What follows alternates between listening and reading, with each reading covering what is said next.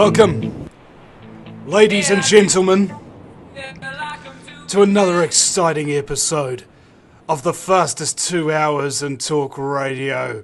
The lighter side of genocide, because in a world so full of chaos and madness, if you lose your sense of humour, you'll go friggin' nuts, man. My very special guest today comes from Wall Street, like the rest of the criminals. I joke. His name's Tom Fyler. He's the managing director of Fountain Wealth Associates, LLC, an asset consultant in wealth management and natural resources. Tom is president and the registered principal of Commodities and Securities, Inc., a commodity trading advisor registered with the Commodities Futures Trading Commission, the CFTC, and a member of the National Futures Association, NFA, which I believe is going to be disbanded by Barack Obama when he ends the USA, because the nation won't have a future. Commodities and Securities, Inc. as well, and he's also a registered investment advisor. Tom is a real estate agent in the state of North Carolina, specializing in farmland, agribusiness, and real estate investing. He's also a veteran of Wall Street for over 20 years, working in the financial industry in Lower Manhattan. And today he's going to unveil for us how the global financial system works to the disadvantage of, well, everyday American investors, and suggests which assets and strategies can help protect your money in today's treacherous economy and investment market. Some of you might be familiar with his work with Pastor Lindsay Williams. They put out a DVD together and put out some very important information for people to look at. Now, also, explaining the context, ladies and gentlemen, the advice and the views that you will hear tonight, just remember that they're a professional analysis and opinion from the mouth of a investment manager.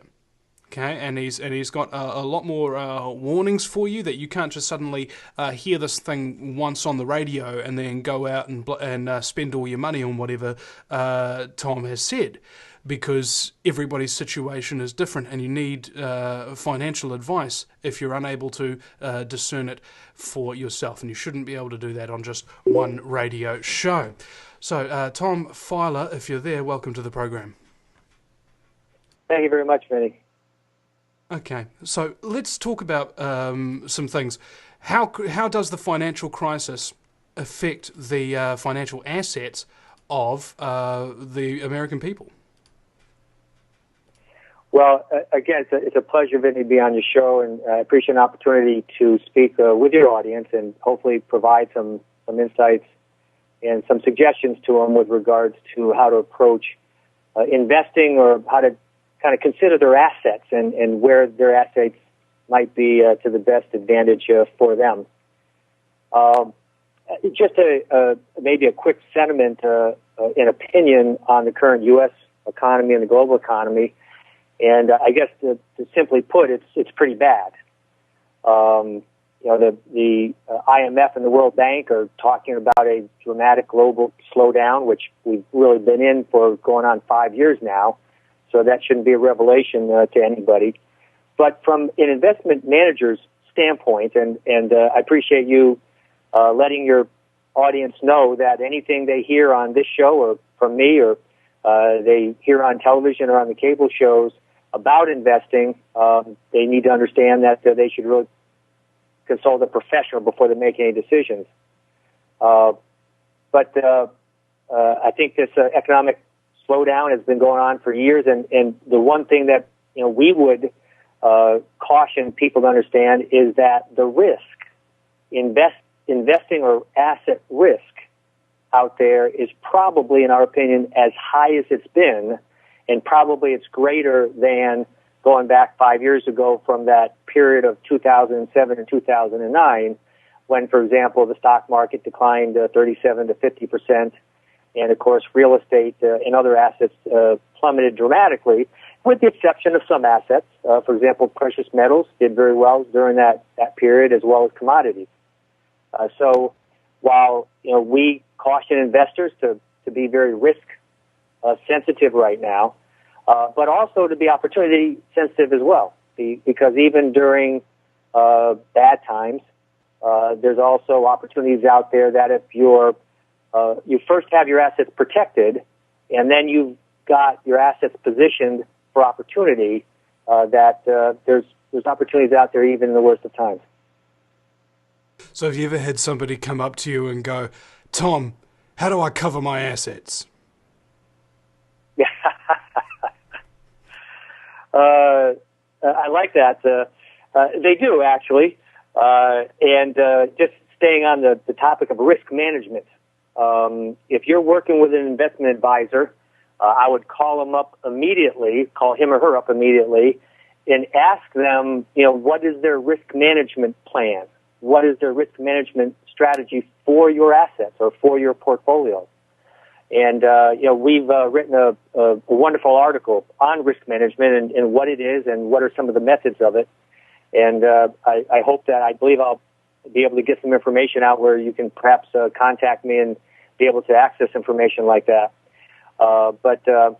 So protecting your risk assets is very, very important right now, and that's really the first thing you need to do immediately is to first protect your assets and make sure that you have risk management methods and strategies deployed on your portfolios and your assets.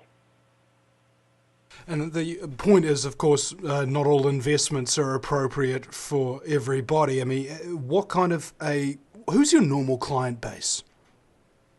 Is there such a thing? My firm has a broad base of clients. We do securities work. That'd be stock market, stocks and bonds and mutual funds, ETFs. We also do futures. So that's in the commodities and energy and the agribusiness complexes. And we also do natural resources. We help clients make decisions on buying precious metals and things like farmland and direct investments in grain assets, grain and other agricultural assets. So we're very broad. So we work with large institutions, but we also certainly, of course, have a heart for everyday Americans, everyday people. And so, we've been able to design some products which normally large institutions have only had access to be able to invest in. And we've been able to create opportunities so even the so-called retail investor or everyday Americans can invest in some of these what they call alternative investments, which include some of those things I mentioned, natural resources, farmland, and other things like that. So you haven't ever been employed by the Rothschild family to access some resources out of Africa, have you? I have not, no. You'd probably be a lot wealthier if you did. The concept of wealth management is something that's alien to me, principally because I don't have any wealth. What would your advice be to somebody who, in this time of financial crisis, actually doesn't have anything? One of the first things to do is to just begin to, in a organized and in a consistent plan, begin to build some savings.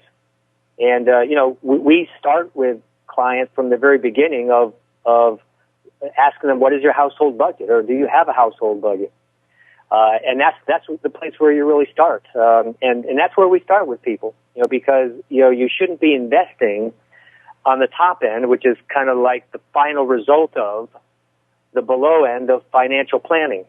And the lowest end, the first primary thing to do is to create a family budget. So for anybody who is looking to begin to invest or to begin to save to invest, to create a budget, an individual or family budget, and begin to just very slowly save and put away money. And then as you very slowly accumulate it, then begin to invest it in assets which are appropriate for you and which can meet your objectives, whether it be for short-term, medium, or long-term.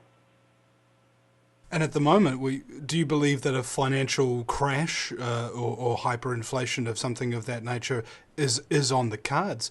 And if that's the case, if you think that, what could people do? Because they essentially have no time to make savings and then go on to make investments because the landscape will change.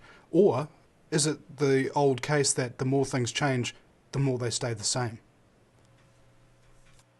Well, I would say that things are changing, and in this world today, and in our country, and I think things are changing in the globe, and which are not the same as anything that we have faced before. I think what's going on out there with the build-up of global institutions and is something that is very unique today. Some of the financial products that are out there are unique to today, and they are having an impact on our financial system, which no products have ever had that type of impact. And I'm referring to one financial product is derivatives, and I believe that we'll have an opportunity, Vinny, to talk about derivatives tonight. So I'm not sure things are the same. I think things are changing, quite dramatically. Now, the question of, will there be a financial crash? And I think people need to understand, and I think they do. I think from 2007 to 2009, people, understood that there was a financial crash. And as a matter of fact, on one fateful evening in September 2008, Chairman Ben Bernanke of the Fed, and then Secretary Paulson went before leaders in Congress, and they literally are reported to have said, unless Congress was to divvy up $800 billion or so of U.S. taxpayer money, by early that following week, the entire global financial system would implode. It would just totally freeze up. And the aftermath of that, I think people, all across the world and in the United States, realized there was a crash. Stock portfolios crashed 30, 40, 50%. Real estate values crashed 30, 40, 50%. People's credit lines, crashed. And so I think people understood then and felt, what a financial collapse or crash is. But I would say that so-called crash is continued. In other words, I think people need to understand that you shouldn't sit here and just wait for a crash or think that there might be a crash coming forward. We're in the midst of one right now. And so I guess you might call it a kind of a slow motion crash. And unfortunately, I think some people have been lulled to sleep. They realized, and they were very negatively impacted between 2007 and 2009. But you've got many Americans who are back in the stock market, back in investing in mutual funds, back in and kind of doing the same thing. And there's a reason for that, and which I think we're going to get to today. But they're back in doing the same things that they were ill positioned, for in 2007 and 9. And so that's one reason why I'm blessed to be on a show like this and be able to speak to people and try to raise some of the warning signals and to also kind of get the word out on what you need to kind of think about doing so that you're not negatively impacted as you might have been from 2007 to 9. Or at least hopefully lessen and cushion the blow, because this is something I feel has been in the works for far, far longer than just since 2008. I believe that there is a planned agenda, a deliberate desire by the elite to destroy the United States, and more to the point, to destroy everybody's financial industry and or take control of it, because he who has the gold makes the rules, and basically they're going to get to the point where they can manufacture things out of thin air and turn it into gold. And sure enough, they are. They make up fake money and then buy gold with it. Yeah, Vinny, I think you're exactly right there, and that's kind of the big change that's going on out there. The world today is like it's never been before, and if I may kind of refine what you said there, whoever owns the gold, makes the rules today. And what I like to try to point out to people is that if you understand where things are headed, it doesn't mean they're going to get there. I don't think the final chapter is written yet.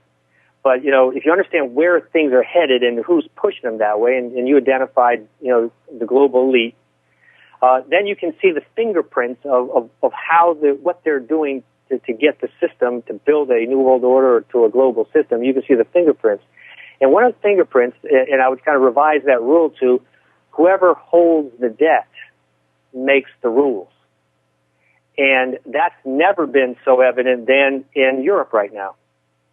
And, Vinny, we were talking about this a little bit earlier today, where, the one thing, if you're going to create a global system with more centralized rules and regulations and values and ideologies, it's very difficult to herd, into a pen 100, 200 sovereign countries.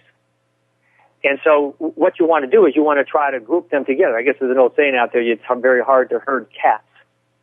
Just like it's very hard to control 200 sovereign countries or so. And so what you need to do is you need to kind of group them together.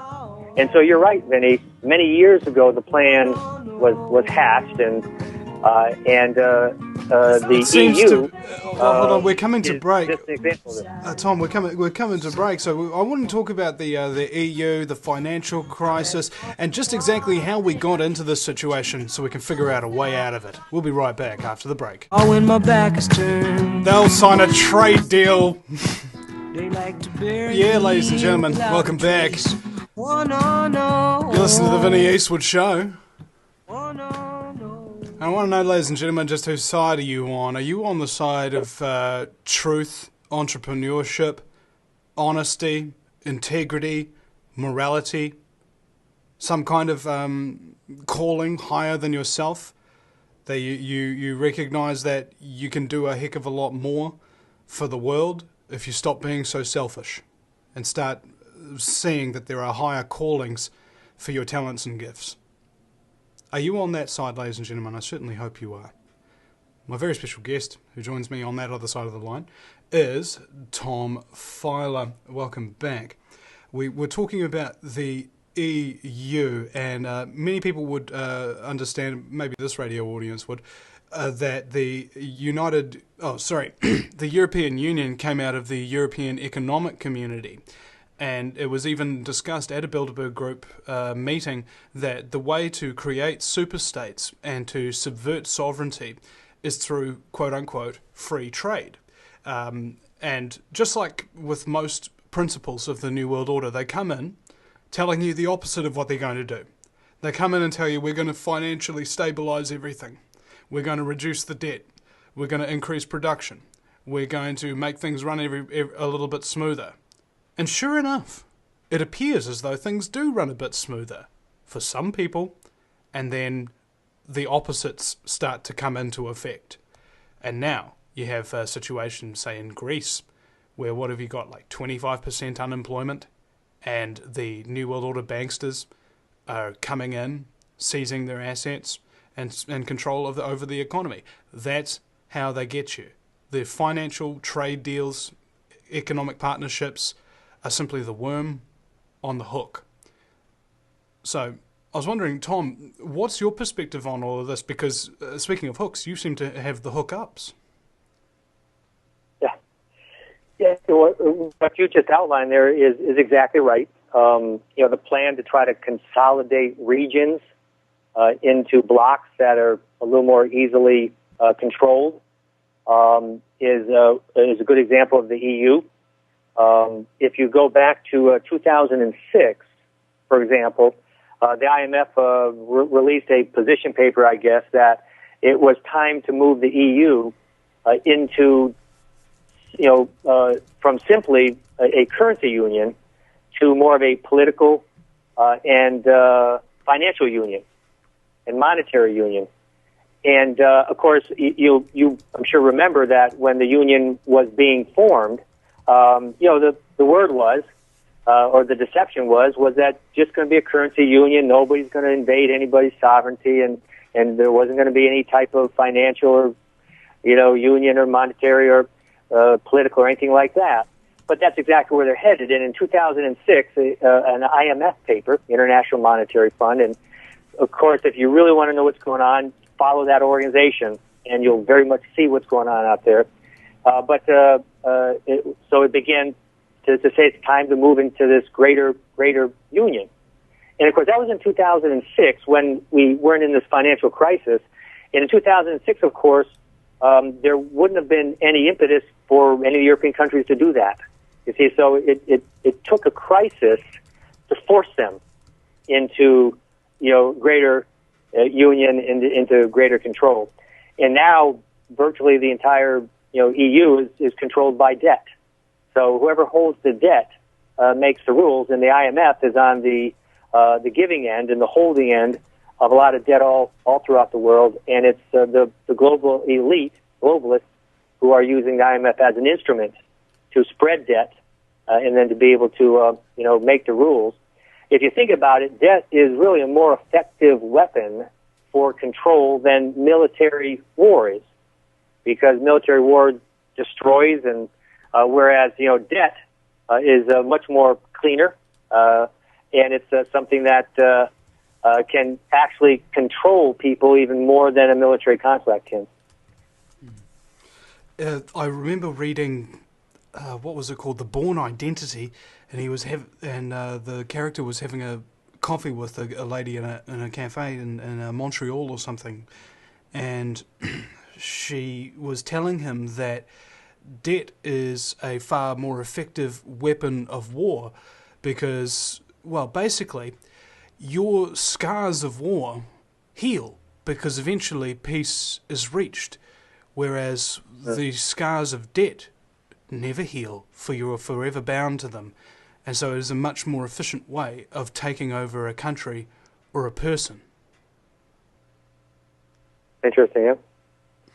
Well, if you kind of, follow the patterns, of the globalists and putting together a globalist system, that leads us, I believe, to the Middle East. And I think there's a lot of Americans wondering what's going on in the Middle East and what's really going on in the Middle East. And the Middle East, in our analysis, is the next region, is the next region that the globalists are working on. And, of course, one of the tasks of the globalists in order to build a new system is to depreciate or to dismantle certain aspects of the old system. And, again, so that's where you start noticing fingerprints of the dismantlement. And one of the biggest things that is being dismantled in the Middle East right now is Western influence in the Middle East. The United States and other Western countries have had a dramatic influence for decades in the Middle East, and that's of no use to the globalists because the globalists can't have the West or can't have a country like the United States with excessive or undue influence in an area because it doesn't fit the more equality of a global system. So that's what's being done right now. And if you take a look at the governments that have fallen throughout the Middle East, they're predominantly Western-supported governments, or governments in which the West had a lot of influence with. And you can start right with Mubarak of Egypt. The United States had a lot of influence with Mubarak, and Mubarak, of course, being a dictator, was really in it for himself, in it for the power and the wealth to rule Egypt, but also in it for the people of Egypt as well. And of course, the globalists would have no use for a dictator like that, and nor a dictator for the globalists like that. So Mubarak had to be taken out of power, as well as, for example, I think you can say the same of Gaddafi down in Libya. In 2003, Gaddafi kind of flipped, and I know you know, Vinny, that he handed over all his weapons of mass destruction and then began doing business, with the West and with Europe, selling a lot of oil to Europe. And so that's another example of a Western influenced country in the Middle East, or that's North Africa actually, that had to be removed from power in part of this reconstruction process for the globalists. It's the crisis management shock doctrine, I've found. People, when they are not afraid, can think, and they can be hesitant because they have the capacity to. When people are in deep crisis, fear starts to manifest in the mind. Fear stops you from thinking and starts you acting. So what happens is people will naturally gravitate and listen to the people who appear to be thinking and who appear to be trying to save them, and they trust them implicitly because they have no ability to see past the fraud. That's how they get you. That's right. And if I may, Vinny, relate kind of a little personal story with the Middle East, but kind of preface it with the concept of the Arab Spring was really just a marketing tool for the globalists to begin the dismantlement of Western power and many other governments in the Middle East. There was no Arab Spring. There was no purpose move towards democracies throughout the Middle East, but it was used as kind of a marketing tool because, people wanted to believe that. People wanted to trust that, people who value democracy and promote democracy are people of peace, are people who want to change things, not through violence, but through consensus and then, of course, through the election booth. And so I think you're right there that, people wanted to have confidence that these were the groups that were actually moving the changes or the prospective changes in the Middle East. But that's turned out not to be the case at all. The groups that have moved the change in the Middle East have been the violent groups, have been the terrorists. And if you think about it, that's how change is taking place in the Middle East, not through election, not through people who believe in democracy, but the globalists are funding terrorists to destabilize countries and then destabilize governments. And anybody you speak to in the Middle East will say that, it's outside influence, which is at the base or at the heart of all the violence and all the changes that are going on in the Middle East. From a personal standpoint, I've been blessed to do business. I do business. My firm does business in the Middle East, and I've traveled over there, and I've gotten to know the people over there, and they are some of the nicest people in the world. The hospitality over in the Middle East is just wonderful. I can tell stories about how it takes me all day to just conduct a few business meetings because when I go from place to place, they treat you they give you tea, they give you cookies, and you have to spend an hour or two just enjoying yourself with them before you sit down and you start doing business. And so it's a very long day to try to conduct a few business meetings. But the people's heart in the Middle East is just wonderful, and it breaks my heart to see the violence that's being stoked and that's being used to dismantle many of the structures of the Middle East right now. And to see what's going on in Syria. The Syrian people are some of the nicest people in the world, and to see what's going on, it's just heartbreaking that tens of thousands of people have been gunned down in the streets of Syria, and yet it's all being stoked by outside powers supplying weapons to terrorist groups to destabilize the governments in the Middle East. It's an awful situation, and it's really got to be better exposed what's really going on out there, so the symptoms can be addressed as opposed to the fallacies that's going on there. You see these people coming out like Gaddafi did. Hey, we don't like the idea that Henry Kissinger came to the Middle East in the 70s and said, hey, you've got to sell your oil in US dollars, we'll make you very rich men, and all we want you to do is to buy the US national debt. We want you to buy treasury bonds. So they did.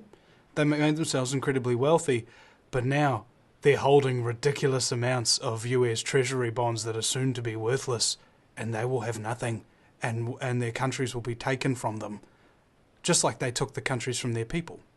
That's how the New World Order works. They're not only setting the people up, but they're setting up their fall guys to take the blame. Absolutely, yeah. And again, keeping in mind that everybody's always taking. Earlier today we talked about, I'm blessed to have a degree in both history and political science, and so the study of history is the study of the horrible treatment, by the powers that be in any given period of history against, the average everyday people of a country, and that continues today. So it's all taking. The only country where, certainly in modern history, where that's not occurred is the United States. The United States has had values that have been endued by a creator, and those are where we get those values, and they're not given to us by an elite or by somebody with power, but they're God-given. And so America has been an exception. And unfortunately, though, I've got to say that we've paid a horrible price for a move towards globalism. And you mentioned it right there with regards to values. Free trade. You mentioned free trade a few minutes ago, and how that is supposedly used as a way to unite countries. But what free trade has been used for is to assimilate the United States into a global system which does not have the values that America has. And that's how free trade has been used. And so, for example, if you take a look at the United States' relationship with China, China, in my humble opinion, as a government, the Chinese people are wonderful people, but the government is a brutal communist government, and very brutal. But free trade, has kind of, softened or erased that distinction that Americans, I think, today have. And the demise of the values, American values vis-a-vis international trade, perhaps is sadly traced back to America in 1994. And that's when the U.S. government then officially delinked China's adherence to human rights from trading privileges with the American people.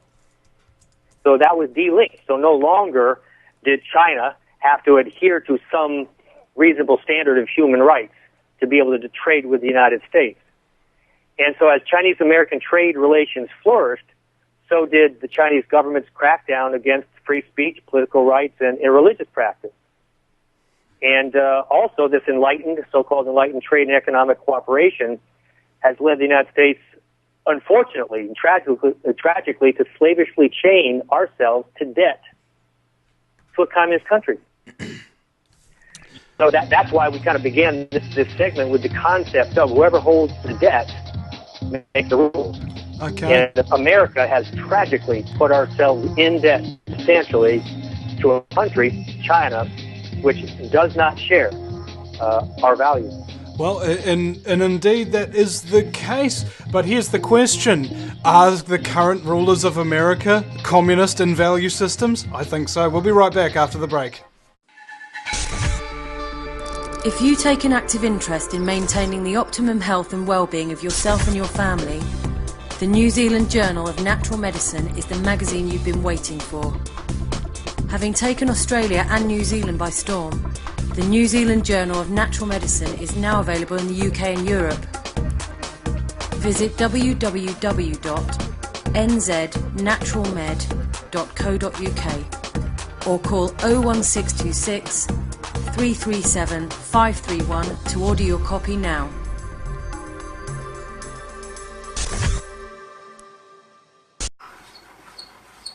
No matter where you live, globalism affects you. Did you know that the Vinny Eastwood show has more subscribers than New Zealand Herald TV and is New Zealand's most popular YouTube news channel, where warm-hearted humour and a list of awesome guests talk about crucial issues which the mainstream media ignore? A show where you, the listener, can phone up with questions, comments and suggestions of guests. Vinny is building a hub to connect truthers with raw information they need to become active. He can help you gain further skills such as website building, producing audio and video, and creating revenue streams in your own multimedia environment. Because Vinny supports such a wide range of people in the truth movement, he is not government or corporate backed and relies entirely on your donations. Give now, give generously, or subscribe for $10 a month for access to ad-free video archives. Just visit thevinnyeastwoodshow.com and click donate. Do you realise every day we are being put under constant stress from wireless radiation? What's worse is that you don't even know that it's happening. It puts as much stress on our body as if we had a constant viral infection, draining our energy and sapping our strength, or just making us irritable and fatigued. These wireless fields are being emitted from computers, microwaves, mobile phones, power lines, in any electrical appliance. Now there is a solution. A group of research engineers in New Zealand have come up with an active shielding device that shields you from wireless radiation at a cellular level. Blue Shield comes in 3 models: a household, portable, and USB that plugs into any computer. The great thing about Blue Shield is it is very affordable and guaranteed to last. A one-off purchase will see you being protected for years to come. Visit AmericanFreedomRadio.com and click on the Blue Shield banner. Blue Shield, brought to you by the VinnyEastwoodShow.com. Welcome back, ladies and gentlemen, to the Vinny Eastwood Show.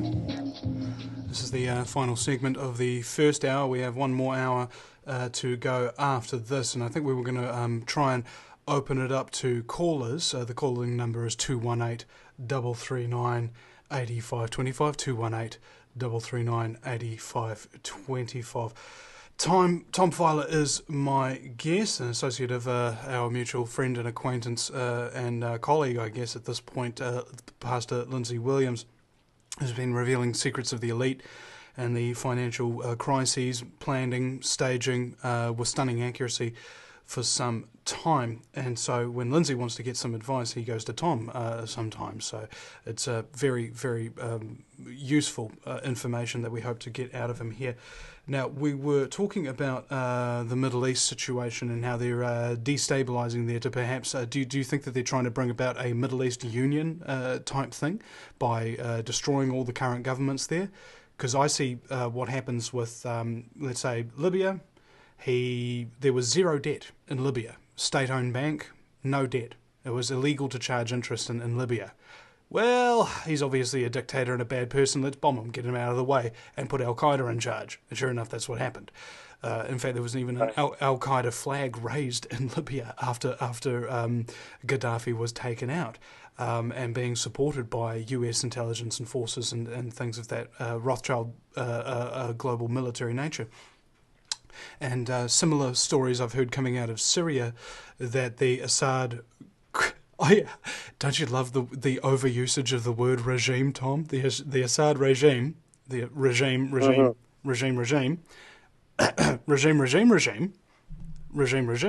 all right?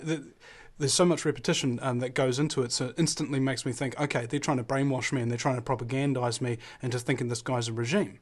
So who is he really?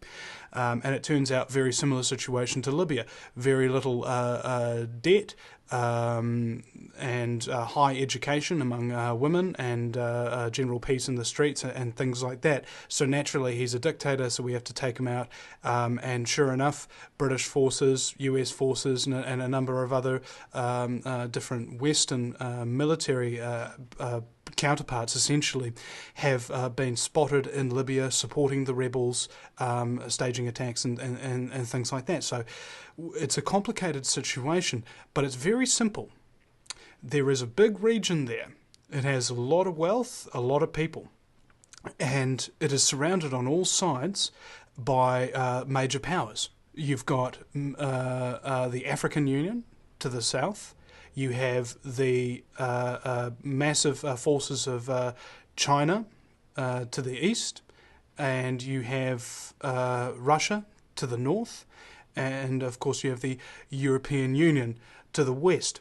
So it's kind of like a gateway drug of a union that they're trying to set up here, because that's where a lot of the remaining oil production is, and other places simply aren't allowed to drill for their oil. I mean, Hugo Chavez doesn't have a problem with that at the moment, and they've got very little public debt, so naturally I assume that they'll probably be experiencing some Al-Qaeda-like attacks soon enough anyway. Yeah, that's right. And in the recent past, there was already talk of a union of Middle East countries among the Gulf, so-called Gulf countries in the Middle East. That was a few years ago. And also talk that union not using petrodollars, in their oil trade. So, again, ideas begin, and then they, of course, take seed over time, like what's happened with the EU. But talking about different relationships. Well, no sooner did the Morsi government take power than President Morsi went and he visited Iran and spoke to them. And so that's a kind of a new relationship that's built there. And there was even talk that Egypt may want to build nuclear power, and talk that maybe they could have some sharing of information with Iran. So that's one thing that people need to watch for very, very carefully, and kind of Google back and try to get some background information on that. But that's something that's been discussed. Also, I'm going to make a statement here, and I'm not sure we can explain everything on the show today, but there may be some things people want to just kind of keep in their minds and watch out for. But President Morsi of Egypt also went and spoke with the Chinese leadership, and they're looking for loans from China. Also, and again, here's one of those fingerprints that you need to kind of notice out there. No sooner had the Morsi government taken power than the IMF has knocked on the door of Egypt now, and they want to begin to offer loans to Egypt, a la what they've been able to do over there in Europe. You see, so these are just some of the fingerprints of what's happening there. Now, one thing that I don't think, Vinny, I've heard this question asked, though I don't get out much perhaps, and maybe some people have asked it, but the Egyptian military has always been, even under the shadow of Mubarak, has always been a very powerful institution unto itself. And I think we saw the specter of, even after Mubarak fell, the Egyptian military remained very, very strong, and were very strongly influencing events and the shaping of the situation in Egypt. But then all of a sudden, the Egyptian military surrendered, so to speak, to the Morsi government without a shot being fired. And you wonder, how that happened. So now you've got the Egyptian military under the control of Morsi, and of course, formerly, perhaps still the Muslim Brotherhood. But how did that happen?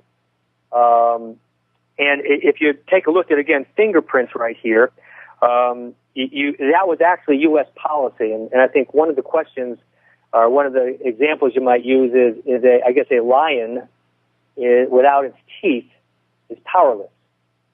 And so what has happened in Egypt was back in December, and this kind of weaves in the value system of America versus other countries in the global world order. Back in December 2011, the U.S. Congress passed legislation contingent, or Egypt receiving military arms contingent on their new government protecting freedom of expression, freedom of association and religion, and guaranteeing due process of law. So the Congress said that whatever new government's going to take over in Egypt, they're not going to get military aid unless they follow some of these, what are U.S. values. That was in December 2011. In March of 2012, the Secretary of State of the United States waived these requirements. So once again, just as back in 1994, the U.S. government waived human rights requirements with our relationship or trade with China, in March of 2012, the Secretary of State waived these regulations that were passed by Congress in December 2011 under the pretext of national security. In June of 2012, the Secretary of State said, quote, the Egyptian military must hand over power to Egypt's presidential winner. That was in June 2012. And then just a few months ago in July, the Secretary of State prodded the Egypt military to hand over power to the civilians, now government under control by Morsi. And what simply happened there, why did the Egyptian military just give up power to the Morsi government? It was very simple, going back to the example of a lion without teeth has no power. Well, a military without weapons also has no power. And so, of course, the U.S. was the largest and predominant supplier of weapons to the Egyptian military. Indeed, the Egyptian military, I believe, were trained. I believe one of their prime directives is to protect the president. Which I found it very interesting. I was watching this revolution take place. I was like, yeah, right. Revolution of the stomach, more like. Whole bunch of people, incredibly starving, food prices doubled. No wonder they're angry. They get out there and they blame Mubarak for all their problems.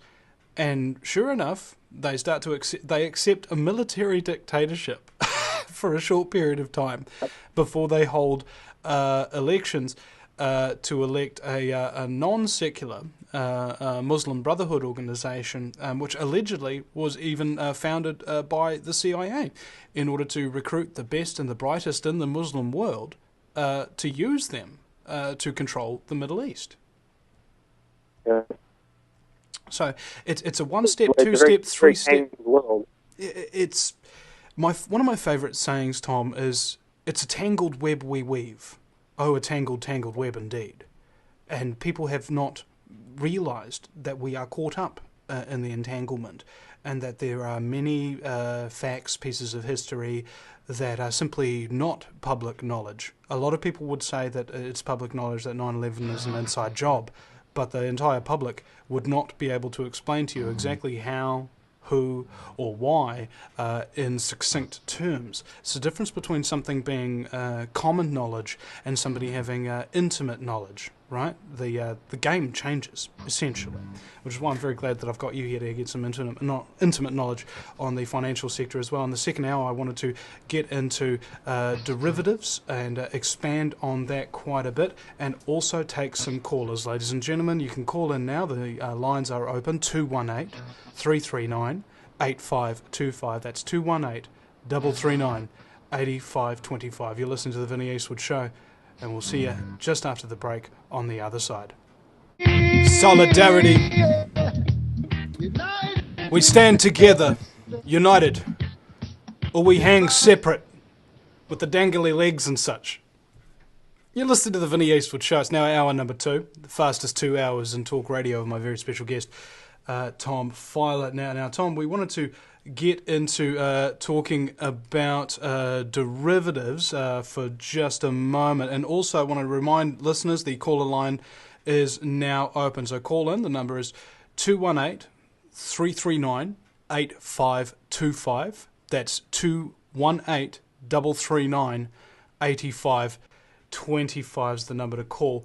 We have one caller on the line at the moment. Tom, would you like to preface derivatives for a moment before we go to the caller? Might I, if I could, Vinny, just go back and maybe finish a thought on our U.S. relations with China? Go. And I might say the unsavory U.S. relations with China, in that we've, as people in the United States, we've sacrificed some of our values to have that relationship, and of course we've allowed ourselves to get in debt to a communist government. Not everybody is taking it laying down. I'd like the listeners, when they have an opportunity, to log on or to go onto the website and go to a organization called divestpersecution.com. divestpersecution.com. This is a group of money managers who have decided not to buy or recommend the stocks, the publicly traded stocks of the government of China. In other words, that's owned by the government of China. There are publicly traded stocks on U.S. and other exchanges that investors can buy. They're publicly traded, and they're stocks that are owned by the Communist government of China. And a group of investment advisors have decided not to recommend those companies to investors. Now, the Chinese people are great people, so this is not against this campaign against the Chinese people. And there's many other opportunities to invest in China without investing in public traded companies that are owned by the Communist government of China. So I just wanted to mention that there's active movements out there that are addressing what many people feel are an unsavory relationship with China. Mm-hmm. This is indeed unsavory times we're living in. So let's go to that caller now. Elizabeth, you are on the air. Hi, gentlemen. Tom, thank you so much for your work. I just wanted to say I'm with you for the last, 2 weeks or so. I've just been sick about thinking Syria is just getting pounded, down with another Middle Eastern country for what and the suffering that goes on over there. I had a couple quick questions for you. I'll preface that first with, I've kind of followed Pastor Williams' advice for the last few years, and I haven't gone wrong yet. I mean, he's just been right on about so many things as far as divesting from a lot of stuff. But my question is with Bernanke's last move with Elizabeth, there's some kind of close encounters of the third kind sort of sound organ panel going on behind you there. What is that? I was standing near a window and it's wind and my wind chime. I'm so sorry. I'm so used to hearing it. I wasn't even paying attention. I hear it all the time. It was windy. I'm sorry. When it came across the line like that, all I heard was wah, wah, wah, wah, wah. I apologize for that. I'm sorry. It's just the wind just kicked up and anyway. Anyway, my question is, I'm really concerned. I don't think, 98% of Americans understand what went on with this last QE, whatever you want to call it, infinity, with mortgage-backed securities, and that at some point, there's just this endless cycle that, these mortgage-backed securities, that everybody's house basically, their mortgages are now owned and they can be sold and resold and whatnot. My question is I followed advice. I got out of my McMansion, bought a little house, paid cash, but what am I supposed to do when I've got, every neighbor in a 50-mile radius who's got a mortgage that will soon be owned by the Federal Reserve and then, reissued as a hedge or security to whomever? That's a great question. And ma'am, what's your name? Elizabeth. Elizabeth, okay. First, I just want to say that I appreciate your sentiment about as well being sick about what's going on in Syria. That really is a good country, and they are just wonderful, wonderful people. And it really is sickening and sad what's going on there. I think you hit a number of good fingerprints to, if I can continue to use that analogy of what's going on out there. You mentioned a cycle. I just mentioned that, Chinese, certain governments, they own, industries, they own companies. The government owns it. And, unfortunately, that's begun to happen here in the United States, where there's a car company which is owned by the government. There's a insurance firm, our largest insurance firm in the country and perhaps in the world, is owned substantially by the U.S. government. Certain of our banks are owned substantially, not 100%, but substantially by the U.S. government.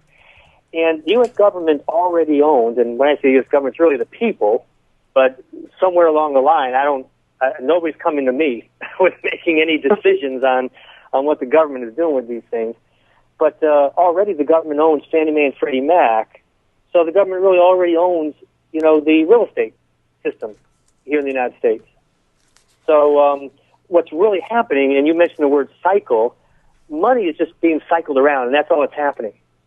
So that the Fed is buying mortgages from banks, okay, is cycling money out of the banks, but then the QE puts the money right back into the banks. The quantitative easing puts the money right back into the banks. So it's just being cycled around, and that's what's really happening. When you really take a look at what's going on out there, money is just being cycling. For example, treasuries are just being cycled around. China, Japan, a number of other countries have stopped buying as many U.S. treasuries. So the powers that be here in the United States, they need somebody to buy our treasuries. And my partner and I, we noticed that in the first, for example, 3 months of this year, banks bought more treasuries than they did in the entire year before. So what simply happened is China, Japan buying fewer U.S. treasuries, so now the banks are buying more treasuries. The Fed and the Treasury keeps money flowing into the bank so they can buy more Treasuries. And as far as mortgages go, the government already owns Fannie Mae and Freddie Mac, so they virtually own 80-90% of all mortgages in the United States anyway right now. Now, what can you do, was your question, and I think you did well to downsize. You did well to own it all cash. One thing, and I think later on the show we're going to kind of get into this, what else are some investment alternatives? And one of them is natural resources, and I love the concept of farmland. If somehow you've got any money where you can buy some farmland, and whether you lease it out to a farmer who then pays you a cash rent to use that land for what they need it for, or whether you set up a co-op on it. There are food co-ops that have popped up all over the country. I think that there is a revolution in American farming and in the way people want to buy food. People today want to go to a farm and they want to pick food. They want to know where their food comes from. They want to know where it's grown. There's food co-ops all over the country. We're working with people to buy farmland and then to set up a co-op on this farmland, and they can make money on that co-op, for the farmland that they bought. And people are blessed to come and pick their own food, or the organic food system is growing dramatically, and many people want organic food, and they don't want food that's been genetically modified. So if somehow you could, if you have some additional money, if you could buy some farmland and have somebody else farm it or farm it yourself, grow some vegetables there. I think there's a movement by many people, as Vinny well knows, and he promotes this through his radio show, towards self-sufficiency in America. So as self-sufficient as Americans can get, I think the better off they'll be today, and I believe well into the future. And I think it's a good, prudent, long-term strategy to be self-sufficient in your water supply, in your food supply, and with other things. But it's also, if there is a dramatic economic downturn or horrific inflation, again, being self-sufficient is one of the best ways to weather that. Yes, and I absolutely have tried to do all that. And I know that you're probably well aware of how many issues going around with just that. It's you cannot get USDA certified. I mean, that is just a mountain of bureaucracy. The second problem is I've got fracking going on within a 100-mile radius that could impact, my water supply. I've got acreage. I tried to do all the right things based on a mindset of 2008, 2009 and the crash. And it's like, yeah, I gathered that farmland would be the deal. But, my concern is now is, I'm going to be a little hunk of farm with nice vegetables in a sea of foreclosed property that the government owns. But yeah, I mean, all your points are correct, and I'm probably just being paranoid. But there just seems to be so much out of our control. Can I ask you, Elizabeth? You think about these. I mentioned something else which I think is very, very important today. When just the concept of out of our control. The founders of America, if I may say, created a government which I believe was made for today. I think so many Americans are feeling that we're losing control, from our government. There's a central government up in Washington, D.C., and I think many Americans feel we're losing control of our lives because of the regulations that you talked about right there. And yet, I believe the founders of our country understood human nature and understood that even though they designed a country where the federal government, a central government, would be given minimal power, and the states then be given the greater power, I think they know what human nature was like. And as we see what's going on in the globe, human nature tends to want to consolidate power and have people consolidated and then create a world in their own image. And so there's people here in this country who are trying to create a country in their own image, which is not in the image of the founders of our country. Tom, I got something to interject here. Where it's a federalist country where we have states, and states do and should have a preponderance of the power.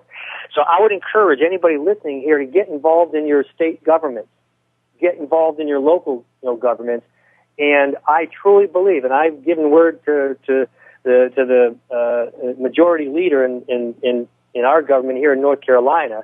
I've sent word out that I want them to understand that their greatest responsibility is to protect the citizens of my state from an overly reaching or from an overly intrusive central or federal government. That's their role.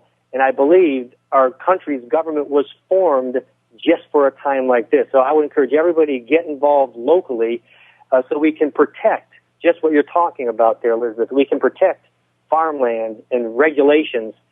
We can affect the environment around us and where fracking or drilling takes place or where it doesn't take place. And for the first time in my life over the past 5 years, I've gotten involved in my local government here in my state. So I would encourage everybody to consider doing that. Can I interject something here as well? You mentioned, Elizabeth, that you might be feeling a bit paranoid. Now, I've got a question for you. Are the banks out to get the remaining private property in America? Yes or no? I firmly believe absolutely yes. Okay.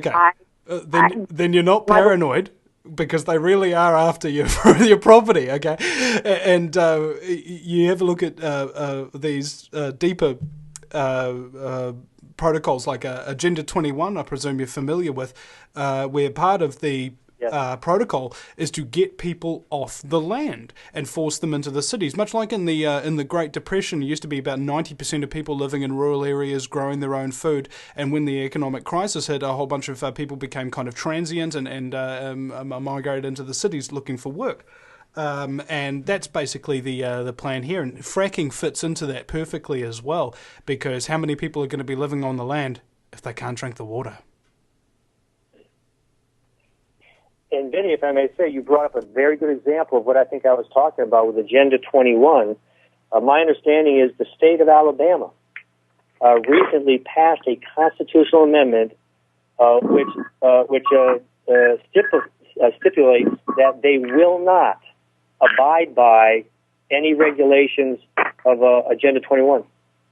So there's a good example of a state protecting its citizens from. Now, Agenda 21 is not an intrusive U.S. federal government, though it is intrusive by the U.S. federal government, but this is a plot hatched in Rio de Janeiro, so it's these are global plans and regulations. And so I guess I have to add, not only do our state governments need to protect us from an intrusive federal government, but also from intrusive globalism. Well, this is the case, and in Rio de Janeiro in 1992, it was on Prince Philip's, not Prince Philip, what was his name? Prince Charles's private yacht in the Rio de Janeiro harbour, where they invited all the dignitaries on in secret to sign this document. It signed countries up to it. George H.W. Bush was there. He signed the US up to it. Complete violation of US standard protocols. You need congressional and Senate approval before you start entering into any kind of treaty. And more to the point, the Constitution frowns upon treaties and alliances like that because of the intentional corruption that it can breed, and the complications and how your friends can turn against you and strike at you from the inside. And even the New Zealand Prime Minister at the time, Mr. Jim Bolger, who's since become High Commissioner of New Zealand in Monaco or something like that, living it up. That's the reward that you get for selling everyone else out. We'll be right back after the break at thevinnyeastwoodshow.com. Elizabeth, thank you very much for your call. If you take an active interest in maintaining the optimum health and well-being of yourself and your family, the New Zealand Journal of Natural Medicine is the magazine you've been waiting for. Having taken Australia and New Zealand by storm, the New Zealand Journal of Natural Medicine is now available in the UK and Europe. Visit www.nznaturalmed.co.uk or call 01626 337 531 to order your copy now.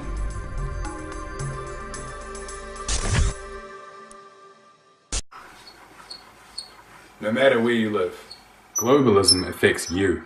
Did you know that the Vinny Eastwood Show has more subscribers than New Zealand Herald TV and is New Zealand's most popular YouTube news channel, where warm-hearted humour and a list of awesome guests talk about crucial issues which the mainstream media ignore.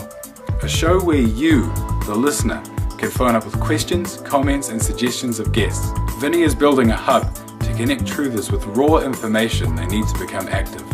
He can help you gain further skills such as website building, producing audio and video, and creating revenue streams in your own multimedia environment. Because Vinny supports such a wide range of people in the truth movement, he is not government or corporate backed and relies entirely on your donations. Give now, give generously, or subscribe for $10 a month for access to ad-free video archives. Just visit the VinnyEastwoodShow.com and click donate. Do you realise every day we are being put under constant stress from wireless radiation? What's worse is that you don't even know that it's happening. It puts as much stress on our body as if we had a constant viral infection, draining our energy and sapping our strength, or just making us irritable and fatigued. These wireless fields are being emitted from computers, microwaves, mobile phones, power lines, and any electrical appliance. Now there is a solution. A group of research engineers in New Zealand have come up with an active shielding device that shields you from wireless radiation at a cellular level. Blue Shield comes in 3 models: a household, portable, and USB that plugs into any computer. The great thing about Blue Shield is it is very affordable and guaranteed to last. A one-off purchase will see you being protected for years to come. Visit AmericanFreedomRadio.com and click on the Blue Shield banner. Blue Shield, brought to you by the VinnyEastwoodShow.com. All you people down there in Guantanamo. Some kind of way out of here. Oh yeah. Said the innocent small boy who was being tortured. There's too much electrodes shocking me through my testes. Yeah, welcome back. Also to my very special guest. I think that was kind of inappropriate, I'm sorry. My very special guest, Tom Fyler. Now, let's get into derivatives. Okay, first of all, what is a derivative? I had one guy explain to me that a derivative is when you just pretend that $1 is $40 and then you gamble it on the stock market at 1,000 to 1. When I was out on the break, I thought about this. And I don't know if you've ever played poker privately. Just, you know, a few mates together, you put $10 in the pot, and then you get these chips. And this chip's worth 1,000, that chip's worth 500, that chip's worth 20, and what have you. There's only actually $10 in the pot, but the chips that you've got represent a huge amount of money if it was all real. And what the banking system has done, essentially, is a derivative is, you go into your private poker game, you could put $10 in, and they give you $10 million. Except other people don't know that you're just playing with fake poker chips that ain't worth anything, and they give you real assets, and real control, and real financial power over you. Well, I think that's a pretty good description right there. And I loved your initial description of the leveraging, $1 or whatever into many dollars, and that's really the result of derivatives. In the simplest terms, derivatives or a derivative is a financial product that is made from or derived from a real financial product. And so, for example, I think many people would in the audience would understand that if you own a stock, that most stocks have the opportunity to write options on those stocks. You can write a put or you can write a call option on a stock. So the option is a derivative, or it's a financial product that's derived from the underlying stock product. So that's the simplest, understanding or form of a derivative, and there's many others like that. Derivatives are like most things in life, in that there are good derivatives, and then there's derivatives that are not good derivatives, derivatives that have ended up being very, very destructive. Now, what happens is exactly how you explained it, Vinny, is once derivatives start getting written on very large values of assets, one way the financial system makes money is by leveraging the funds that are written on that product. So derivatives are highly leveraged in an effort that the financial system, so the financial players, can make money. And that's really what it's all about. Derivatives are a system where the financial, we'll call them powers that be out there, the very smart people on Wall Street who created these products. It's a way for the global financial system and banks to make substantial amounts of money from our money, the money of everyday Americans who put money into the system. And I'd like to just quickly describe, kind of how that works and how it destabilizes the entire system with an example of money market funds. Now, most people believe that money market funds are very safe. They're marketed by banks as being, and brokerage firms as being very safe. You put your money in there, you're supposed to get a decent return on the money that you put in there. And basically what you're doing is when you put money, whether it be in a checking account or a money market fund, you're basically loaning money to that institution. That's what you're doing. Now, unfortunately, as you know, Vinny, today, we're basically, when you put your money in a bank, you're basically loaning them free money, because we're not getting any return on that money to any degree, if any, with many of these products. And so I think that's one thing Americans need to understand, is when you put your money in the bank, you're putting your money in their banking system, and then they're using it. They take the money market funds, and then they leverage those funds. They create debt, and they leverage those funds. And one of the greatest forms of leverage is through derivatives. And so they leverage those funds. And then, for example, in the case of MF Global, which went out of business, they leveraged those funds. What does MF stand for? What does MF stand for? It's not what I think it is it? Oh, I'm sorry? What does MF stand for? It's not what I think it is it? MF Global. MF Global was one of the largest futures commission merchants in the futures markets. It was run by John Corzine, a former senator and governor. And so this is what they did. They invested in the derivatives, or created derivatives on, believe it or not, European bonds. And those bonds went south, and it brought down the entire company, MF Global. Hold on. What year did that happen? That was last year. Okay. I was just thinking, because my Prime Minister, John Key, was actually the head of the European bond and derivatives trade in the late 90s, I think, at the Federal Reserve Bank of New York. Yeah. So he kind of was one of the pioneers of actually setting that up. And now, miraculously, of course, somebody with such an intricate banking history winds up becoming in charge of this country and gets us miraculously into huge amounts of debt. Oh, yes. Yeah. Well, I'm not sure I have time to tell a story, but just the concept that you mentioned there of how the players, the people who set up these derivatives, which crashed the value of so many people's wealth, and they set up this system, and they protected it, and they promoted the derivatives system, and they kept it from being regulated. The people who concocted those plans are the ones that are in power today, you see. So these people who set up these systems, even though they crash our wealth, they're still in power because they're of course creating wealth for the bigger global players and for the elite. So I think that's maybe a quick primer on derivatives, how derivatives can take money market funds.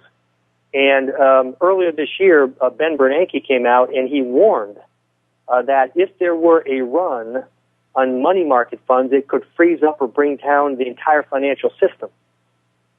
And so that's an odd statement, I think, to most people, because we consider if our money is in a money market fund, it's safe. So how can money market funds bring down the entire system? Well, the reason for that is just how I described it, is that your money goes in a money market fund, then it gets diced, it gets spliced, it gets leveraged, it gets tied up in derivatives, written in derivatives all over the world.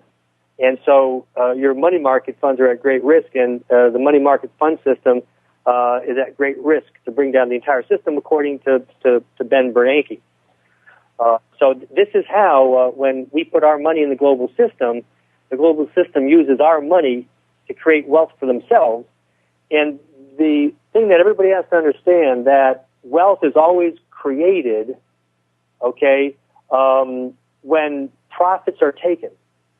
In other words, if people own an asset and it goes up and you don't take the profit, then you've got a paper gain, but you haven't had wealth created until you take profits. And people have to understand that when profits are taken, there's two sides to that trade. There's people who make money on the profit, on the trade, and people who don't make money on the trade. So when the derivatives system, back in 2007 to 2009, what happened there in the derivative system was the powers that be took their profits, which, of course, the other side of that trade was everyday Americans' real estate. The other side of that trade was everyday Americans' people in the stock market. The other side of that trade, you see, so what my company is trying to bring to people is to understand how not to be on the other side of that down trade. Can we think of a creative solution to this problem? I thought of it like this. The debt is up there. It's numbering in the multiple quadrillions. And that's looking at it conservatively. So it's more debt than, in my opinion, most of the world's wealth is actually worth. And the reason it's there is because they just made it up. So if it's there because they pretended that it is, why don't we just pretend that it's not there and forgive all the debt?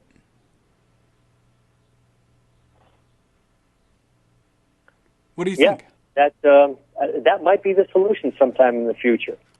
Another interesting concept, Vinny, is derivatives, as I kind of described, they're really a creation or made possible by our money, by the people's money.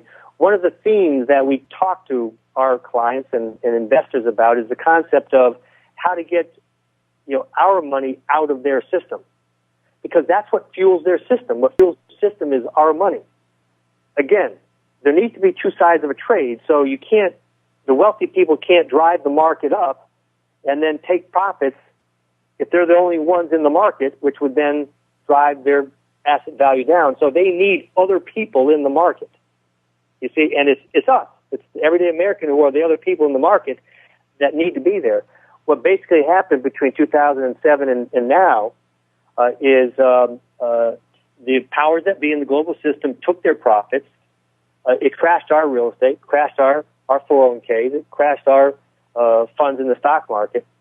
But then at the bottom, the powers that be need their system refunded. And the way they refunded the system were through bailouts. That's exactly how their system got refunded, or is in the process of being refunded. And now they're once again using our money to now build a higher asset base for themselves. And at some point, once again, they'll take their profits. And again, you do not want to be on the downside of that trade. Will people lose everything in the main? Because that's what I see happening.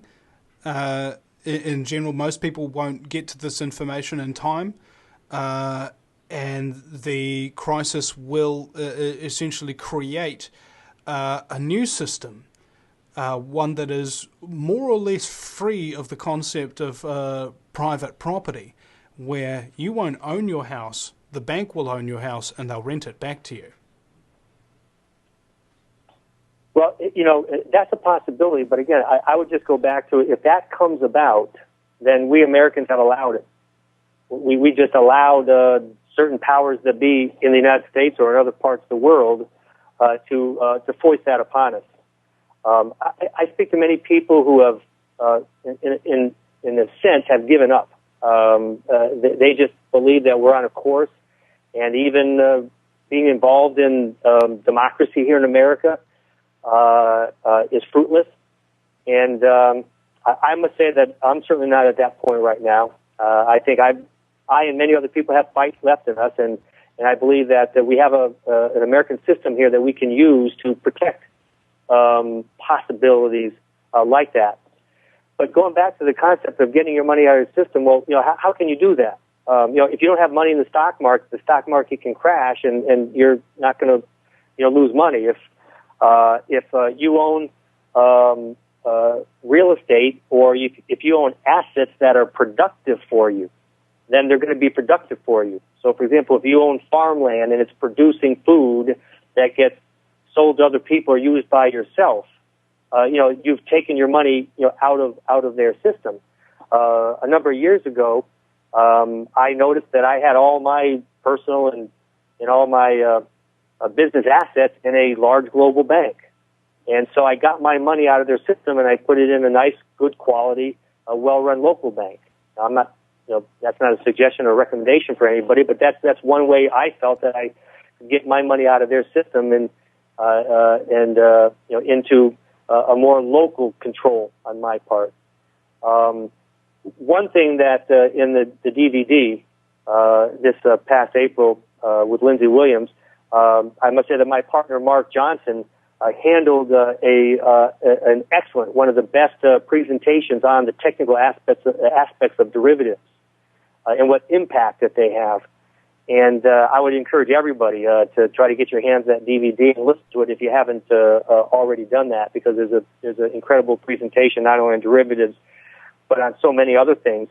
That DVD has really was 6, 7, 8 months ahead of its time. So many things that were spoken about in that DVD have unfolded, down through the time right here. But one last thing to say about getting your money out of their system is through small businesses.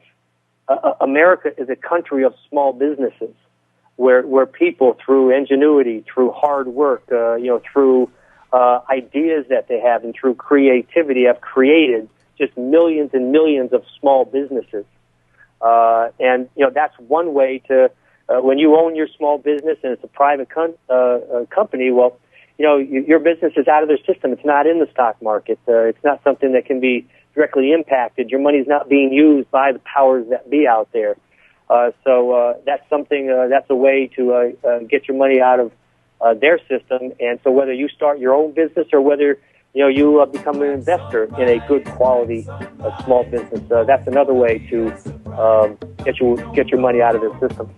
Yeah, indeed. I think it's, if you think about the global situation and you react to it locally, that's actually the best idea, because you're striking it at the heart, you're tapping the tree at the root, ladies and gentlemen. We'll be right back with Tom Fyler. Final segment coming up, 218-339-8525. Back in a minute. Welcome back, ladies and gentlemen, to the Vinny Eastwood Show. Broadcasting live right here on AmericanFreedomRadio.com 5 days a week. And I believe now iFinity FM in the South Island is playing the show almost on the opposite time frame from, I think it's midnight till or 1 a.m. till 3 a.m. Local New Zealand time. So if you can't catch the show on this time zone, you can go to iFinity FM or just Google that .co.nz, and they will have a live stream running there for you. Now, my very special guest, Tom Fyler, here today with us. Now, have we wrapped up derivatives, do you think, or do you believe it needs more expansion in this final segment? If I could kindly give one more thought, which is probably one of the most important thoughts on derivatives, I'd appreciate that. Derivatives is just not a product that was created for wealth creation for the elites. And I'm not going to be able to fully explain this, so I think listeners, if you just kind of file this and just kind of watch out for indications of what I'm talking about here. But it was actually, derivatives were created by the globalists to help to construct this new world order. And Vinny, I know years ago, I'm sure you watched a wonderful movie called The Matrix. And yes, I've begun using, that concept as a way to get people to understand what the impact of derivatives are. What derivatives do is they really, like a web, tie the whole world together. many years ago, before globalism, there were, very small local centers of economic influence. Globalism, and especially with the use of derivatives, has really put a web and tied financially the world together. And it's acted as an overarching, derivatives act as an overarching matrix, which ties together everything from, right into our mortgages. So if you own a mortgage, more than likely that mortgage, has been part of the derivative system, or is part of the derivative system. So it really ties together the entire world, and it kind of creates a straitjacket on the entire world, which is used for control, financial control by the globalists. As I was explaining derivatives to a good friend of mine, as they described the evils of it, they kind of just commonsensically commented, well, gee, why don't they just close them down? Why don't they just stop the derivatives, just close them down? And unfortunately, you can't do that. They're so sophisticated and they're so interwoven into the entire world that you can't deconstruct derivatives, and you just can't close them down. And they literally act as a matrix over the entire system, which keeps the globalists in control. As long as they control the derivatives, they control the entire financial system. Now, in saying that, I just got to say that all is not lost. I believe that that there's ways in which America can reassert itself, can get back on track under the right leadership and under the right circumstances. And I believe we can free ourselves from a lot of these structures and from a lot of the deconstruction of values which have spread around the world. And we can once again assert what are, I think, uniquely God created and given American values.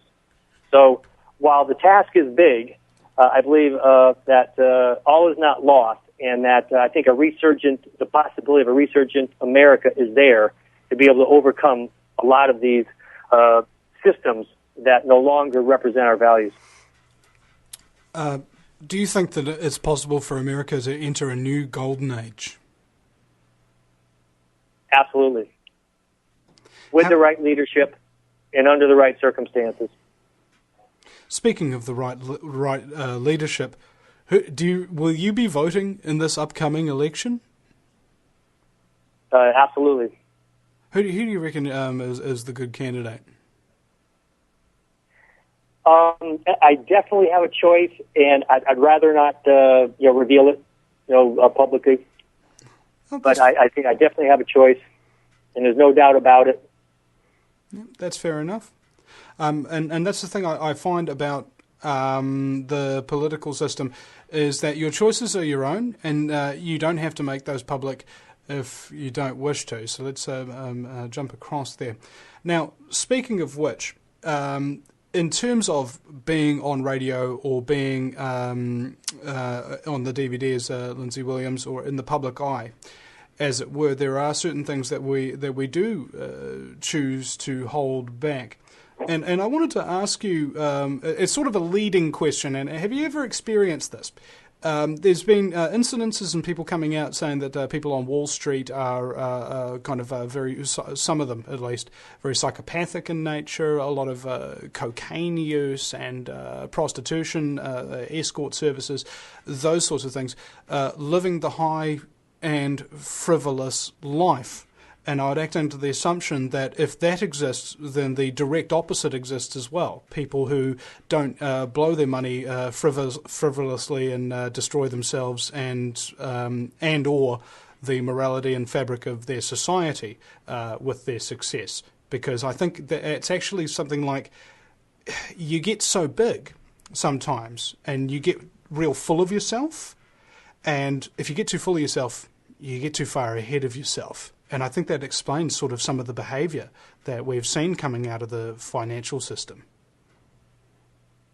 I would say absolutely. I think everything you just said there is absolutely representative of some people, maybe many people in the financial systems throughout the world. Probably not only in the financial system, but in other so-called walks of life. I think that's true. But I will say this, is that there's many good people in the financial system. I'm part of a network of investment advisors who have Christian values. I helped to form an organization called the National Association of Christian Financial Consultants. And I've got an interesting story where many of the concepts for how to invest and how to manage money and how to look at money, when I was a young stockbroker, many of these concepts came from the Bible, came from my many years of going to church as a young boy. And I created a seminars called Biblical Principles to Investing. And there's many people in the financial system who do have good values and actually do care about people's money and do care about, how they as investment advisors advise them to the best benefit to them on, how to position the money as opposed to being usury towards their money. So, can I ask, are you aware of a satanic element of the New World Order, that there is some kind of a black versus white spiritual war going on here, as well as a decent person versus scumbaggery element? Yeah, and I would just kind of refer back to some of our discussion today about how the values of this New World Order, in many instances, are not the values of America. And I believe American values came from God. Well, there's the thing that I discussed with Pastor Lindsay about this. Your spirituality is, it ties you and restrains you in certain aspects. And in my experience, if you have power and or influence, having restraint is a very, very good and necessary thing. What I feel is the problem here is the people who are currently in power have no such constraints. Well, I think you're exactly right, Vinny. And of course, the old saying, the love of money is the root of all evil. So certainly applies. It certainly does. So I'd like to thank you, Tom, for coming on the show with us today. And where can people get more information on you, or perhaps access your financial services? Do you have a phone number people can ring, perhaps? Sure.